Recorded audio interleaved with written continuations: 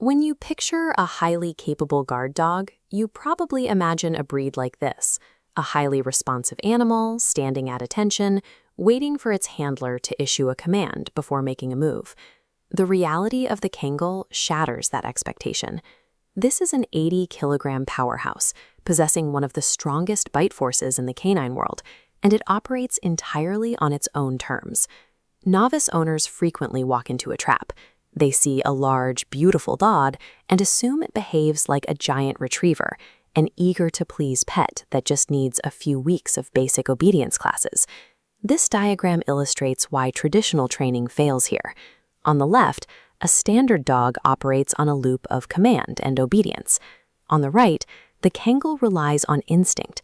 It detects a stimulus, assesses the threat level itself, and takes autonomous action.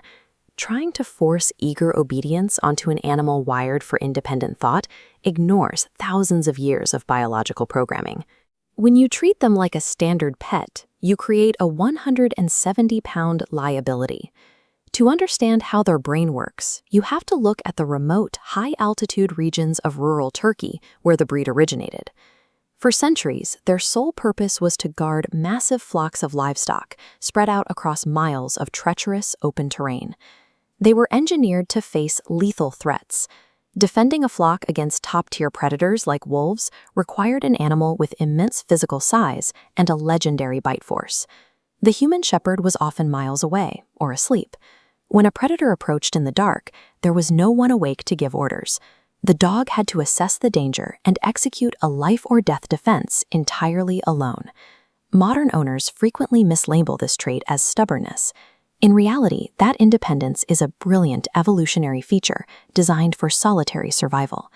Because they are built for endurance over long days, their baseline resting state is incredibly calm. They are not pacing, hyperactive animals. They possess a strict threat assessment protocol. A Kangal watches its environment constantly, processing every movement, and only reacts when a legitimate threat is verified. That careful assessment extends to their communication. You will rarely hear them barking at the wind. If a Kangal barks, there is a reason. Within their trusted circle, they show a stark behavioral duality.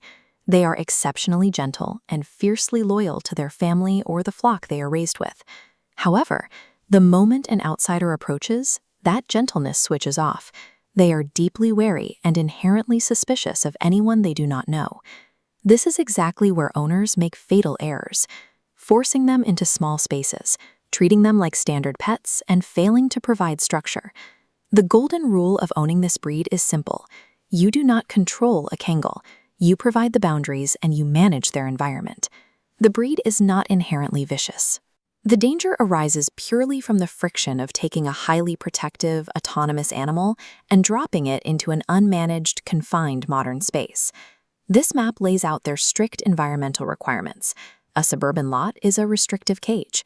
They demand a massive, multi-acre patrol radius. Providing this territory fulfills their psychological need to protect. Constantly patrolling that perimeter is their primary mental engagement. Their short coat makes physical grooming easy, but the mental burden is extreme. The sheer effort required to properly manage and socialize them earns this breed a 5 out of 5 difficulty rating. The Kangal is an elite specialist. If you remove them from a wide-open working environment, you strip away their natural purpose. If you live in an apartment, are a first-time dog owner, or want a social pet, cross this breed off your list immediately.